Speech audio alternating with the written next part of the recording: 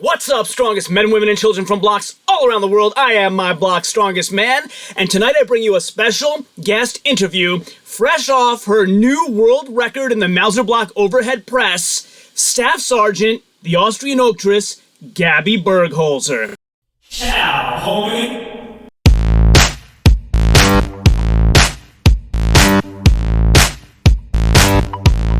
Welcome back to My Block's Strongest Man, where we bring strongman into the mainstream by discussing all of the latest strongman events in the greatest analytic detail that you'll find anywhere on YouTube. If you haven't done so yet, subscribe to this channel so you get notified of all of the latest videos that I release 4 times a week for your viewing pleasure. Make sure to comment below whether you agree or disagree with my videos. I love the engagement and I respond to every single comment. Now on to today's topic.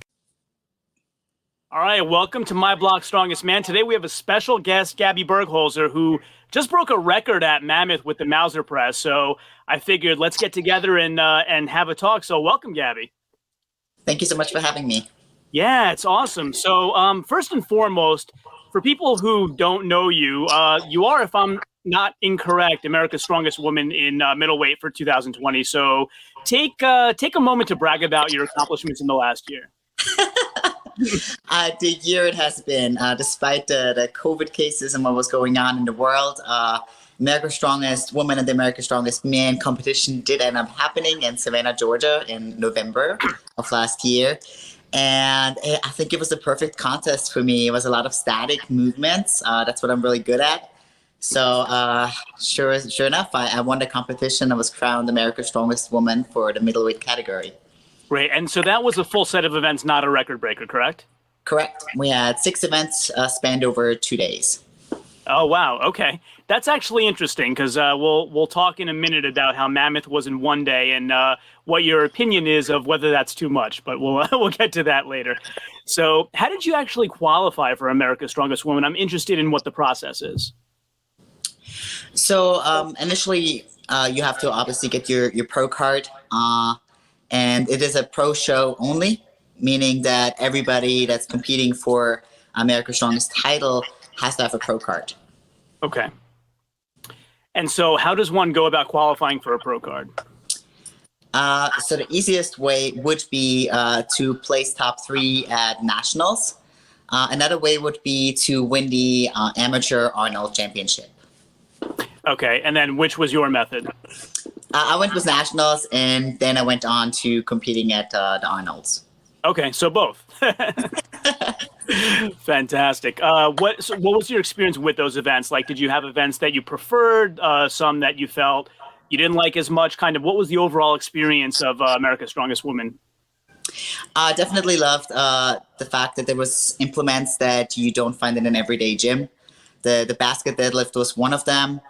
Did really good on that. Actually hit 15 reps in 60 seconds, and that put me in the first. Okay. The other one I really like is the circus dumbbell, because I used to really struggle with it. And once I kind of figured out the technique, it just seemed to go up very easy.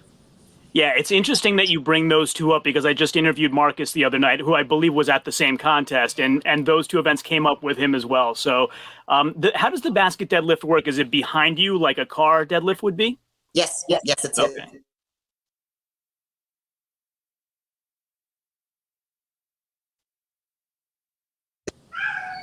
Oh, I think the internet cut out for a second. Would you mind repeating? Okay, we're back though.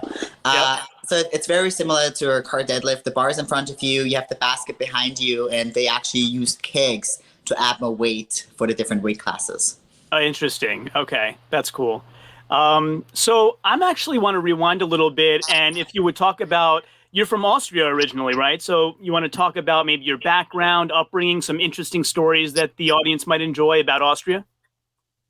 So I grew up in Austria, was raised there. I didn't come to the US until I was 19 years old. Grew up on a small farm with my 3 brothers and sister. So from small on, I was lifting heavy things, moving heavy things. So I feel like strongman was a sport made for me. Yep. So came to the United States as an exchange student back in 2007. Went to Kennesaw State University in Georgia for a couple of years and just absolutely fell in love with the country. decided to stay. And after a couple of years, I joined the United States Army just to show my appreciation for the opportunities I've been provided in this country. And I've been in the Army going on 8 years now, and I wouldn't change it for a thing. Oh, fantastic. I was actually going to ask you how you came upon the military. So that's it's very, very interesting. So from back home, I mean, the obvious question is, any motivation from Arnold Schwarzenegger? Did you watch growing up or anything like that? Absolutely. I've watched him all my life. I mean, he has had so many accomplishments, from being an actor to governor, bodybuilding. I mean, who wouldn't want to follow in his footsteps? And so actually, that's the reason I chose my Instagram username, which is Gabi_the Austrian Oaktress, because his name is the Austrian Oak. Yes. So I turned it into a female version, and I'm the Austrian Oaktress. Yeah, I didn't put two and two together there, but yes, now I know. I think they actually have at the Arnolds, the log that they lift is called the Austrian Oak. Yep, exactly. Yep. Very interesting. So did you have any, who was your hero growing up, and has that changed today? I think that's an interesting story people would want to hear about. It's still Arnold Schwarzenegger. Okay. Will always be Arnold Schwarzenegger, I think. Interesting. So you came to this country, you joined the military. How did you first get into strongwoman? So what was the turning point or the event that kind of made you believe, I need to do this now? So once upon a time, I did bodybuilding and headed towards my first competition. And I remember I always wanted to lift heavy, and my coach would say, the judges don't care how much you can bench or deadlift or squat on stage. All they care about is what you look like. Right. And that's when kind of the light bulb in my head went off, and I thought to myself, but I care. I just want to lift heavy. Do I want to look good? Of course, but not to the extreme of a bodybuilder. I just wanted my numbers to see them go up. So right. I did end up competing in bodybuilding for one time, and then my little inner fat child said, hey, I don't like the dieting that you were doing every day. And so I was searching for another avenue. I did try out in arm wrestling as well. Had a lot of fun, but I didn't want to take it any further. And then actually found somebody at the gym who was lifting as heavy as I was. And he said, hey, on weekends, we do some crazy stuff. We pick up heavy, weird objects and we carry them around. Do you want to come and join us? Do you want to try it out? And ended up being the Lift House 808 strongman team in Hawaii. So they took me in, and that's when I really felt like, oh, this is the sport for me. I felt the community. I felt the sense of family just taking me in and, experiencing our journey together of becoming stronger every time we train. Yeah, I mean, I think that sort of oozes out of this strongman, strongwoman community, just how friendly everybody is and how willing they are to root each other on, even when you're competing with each other. It's just really a wonderful thing to watch. Oh, 100%. Actually, that's what really turned me on to it is I was competing in my first competition, and another middleweight female that had never met me before was cheering and yelling my name. And I was like, what's going on here? And I absolutely loved it. So that's why I continued on, and I'm hoping to continue for another couple of years at least. Yeah. I mean, in terms of bodybuilding versus strong women, you can tell by some of your posts, like physique-wise, you could go either way. I mean, you are fairly more ripped than a lot of strong athletes. I think it's also more so because I'm trying to stay in the middleweight class, but I'm slowly but steadily running out of fat to replace with muscle, so not much left over. So that's interesting. So another thing too, like I've never served in the military, so I was just wondering if you're able to talk about it. What type of work do you do in the military? So I'm actually currently the female strongman competitor on the U.S. Army Warrior Fitness team. Oh yeah, tell me more about that. So I'm actually training and competing full time. So the Army sponsors me. I get to go out in the community, train and compete, while talking to civilians or regular people about what the Army has to offer. That's fantastic. I didn't even know that was an offering. What is that team called again? The U.S. Army Warrior Fitness Team. Fantastic. Oh, wow. Yeah, we should spread the word. That's a great cause, I think. Oh, absolutely. We're brand new. We were established not even 2 years ago. So a lot of people haven't heard about us yet, but I'm hoping to change that. And I'm hoping to change the way people look at the Army as a whole. A lot of people forget that we're not just soldiers, that we also still have passion and hobbies that we can pursue while you're in the military. Right. So just because you're serving doesn't mean that you don't still have a personal life. Yeah, I was actually going to ask you how the training sort of melds with your everyday job, quote unquote, everyday job in the military, but it seems like it's one and the same. So that's wonderful. As of right now, yes. So I was actually a medic for 6 years, and then I got asked to be a recruiter for a couple of years. So of course, I had to make some sacrifices, and I would spend my evenings in the gym rather than going out and partying like other young people do. But in the grand scheme of things, absolutely it made my career. It's gotten me the chance to be on the U.S. Army Warrior Fitness team and to live my passion and to get paid to lift, in a sense. That's fantastic. Wow, great story. So another thing I was going to ask you, I mean, maybe you sort of answered it, but is competitive lifting prevalent in the Army, or is this sort of something you're groundbreaking with? A lot of people in the military, especially male soldiers, do lift a lot. We have all the facilities on our bases to do so. Plenty of gyms everywhere. For Bragg, for example, has 15 different gyms. Wow. So you can go anywhere from CrossFit to powerlifting to just regular bodybuilding. So everything is provided for you, and it's free of charge for the soldiers living there. So the Army, obviously, we try to stay fit. We have a PT test that we have to pass every year to continue to serve. That's actually being changed right now from a 3-event test to a 6-event test. Still in the beginning stages, and it's definitely prevalent. I mean, soldiers, we have to stay fit. It's just the lifestyle. I'm going to say, I hope for everyone else's benefit that the new changes are not using you as a baseline. Because I've seen some of your posts. I'll actually ask you for tips on how to do muscle ups later. We'll get to that. So have America's Strongest Woman was full events. So do you kind of switch back and forth between a full set of events and record breakers, or do you stick to one or the other, or has that been a transition? Definitely not a transition. I want to stick with actual strongman competitions with multiple events. For this last weekend, it just didn't really make sense for me to compete because there was no pro division for middleweights. I would have to go up to heavyweight. And I mean, once Dave Waters told me there was going to be a Mouser Block record attempt, I was all for it because I'd been talking about it for quite some time. Last year, they had an attempt. I couldn't make it to that one. So this one, I had to just jump on and do it. Right. Yeah. So my next question is kind of like, how did you first hear about Mammoth? What attracted you to that particular contest? I mean, I also live in Kentucky, so Bowling Green is down the road from me. Dave Waters has been at every single competition I have been at. So I didn't just want to compete there. I wanted to also support him as a promoter for this competition. So there was no question about it that I would attend.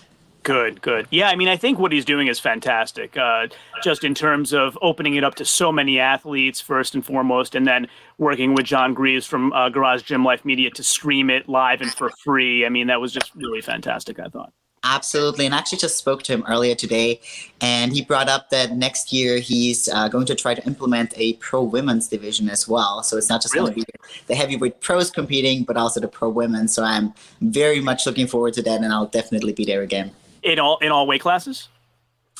I'm not sure about the specifics yet, but that's all I can tell you for now. Okay. Yeah, because if it's going to be at least for heavyweight, I'm kind of becoming buddies with Leela Worley. Hopefully that'll be good for her. We shall see. Hopefully she'll be there. Yeah, that'll be great. So then, in terms of, you did in fact break the record on the Mouser, correct? I broke it actually 3 times. So each attempt that I did was a new record. The original record was 158 pounds. I know you had said it was 175, but for middleweight, it was actually 158. I got confused. I have it on the screen here, correct. Excellent. So yeah, I went up each time and ended up with, I think, 194.0 pounds. Definitely excited. It was an exhilarating event, and I had a lot of fun with it. Later on, I looked back at the pictures and I saw that I was just laughing in between the attempts. So I must have had a great time. Yeah, sure. I was just wondering, because as you say, the record was 158. I was confused in the original video because I thought it was open. I didn't realize there were records per weight class. So like Jessica, for example, has her own record. And you two seem like really cheering each other on as well, which was really beautiful to watch. She is such an amazing athlete. I really look up to her as well. And I think she is absolutely helping the women's strength sport in general. So I had to cheer her on. I mean, to break her own record again and by that big of an amount is just impressive. And she's the first woman to ever push 100 kilograms over her head in the Mouser Block. So that's definitely a milestone for all the women to follow. Yeah, I mean, both of you broke the record by quite a bit, as I have on the screen here. Like, you beat the record by 23%. So were you aiming to go that high? Was that a mindset going in, or was it I just want the new record, or is it an Eddie Hall type thing where I want my record to last for a long time before somebody? So my goal was definitely between 190 to 200 pounds, setting at 194, which was 36 pounds above the previous record. Was definitely, the goal in mind was definitely to set it high enough for nobody to break it for a while. Just found out that there is a competition coming up where they're going to attempt another world record breaker, and we'll see what happens there. I mean, whoever's trying it out, I wish you the best of luck. Okay. What competition is that, and are you attending it? I'm not attending it. Can't think of the name off the top of my head right now. Okay, I'll figure it out. Okay, great. And then, so in terms of some of the record breakers, I don't know if this was done only for the sandbag or for all of them, but I know David was paying out, and he continues to pay out in the following years if nobody breaks the record. Was that only for sandbag or for all of them? It was actually just for the male competitors this year. Oh, was it? Okay, got it. So even Amanda Kelly, who broke the sandbag load record this time around, we're just, I guess, doing it for fun, just to put our name in the history book. Yeah, well, that's something important for sure. But maybe as the events get bigger over the years, he can offer it to more and more competitors. That would be wonderful. I think it's a good idea. I mean, yeah, what do you think of that approach? I kind of, for me, I've always been a boxing fan, so I liken it to that. It's like having the championship belt until someone takes it from you. But what's your perspective on his approach there? Oh, not paying the women, you mean? Or no, on paying somebody and hopefully paying the women in the future. Oh, I think, I mean, the money is definitely an incentive going into a world record breaker. But me personally, I honestly didn't care about the money. I just wanted to put my name there, like I said, in the world record, in the history book. Yeah. Just to for myself, to be honest. So, I mean, if there's money in the future, great. I'll still continue trying to break other records either way. I feel that way about my channel. If there's money in it, fine. But otherwise, I'm getting all these great relationships, nice interviews, meeting wonderful people. And so I kind of feel the same way. I got to say, though, the lift looked easy for you. Did it feel as easy as it looked? Absolutely did. So I don't know if you saw my second lift. There was a little struggle there. So I think I got in my head a little bit, got a little worried. So I didn't go up as much as I wanted to or should have on the third attempt. And then it just went up so smooth. And I jokingly asked Dave Waters if I could have a fourth attempt to go up even higher. But he said no. Three is the max? Yeah, that's it. Oh, wow. That's it. Yeah, I was going to say it looked smooth from the spectator's point of view as well. It was not very strenuous. He did state that he's probably going to have it again in the next Mammoth next year. So I'll just have to come back and break it again. Yeah, I mean, so generally speaking on the Mouser, I think the Mouser gave a lot of competitors fits. Like what, clearly it wasn't hard for you, but what do you think about it makes it difficult or cumbersome for some athletes? So the Mouser block itself is very unbalanced. So it's very hard to actually push press it because you would come off balance. So that's why you also saw myself and Jessica Fithen most of the time just strict press it over our head. It's just the most stable position to go.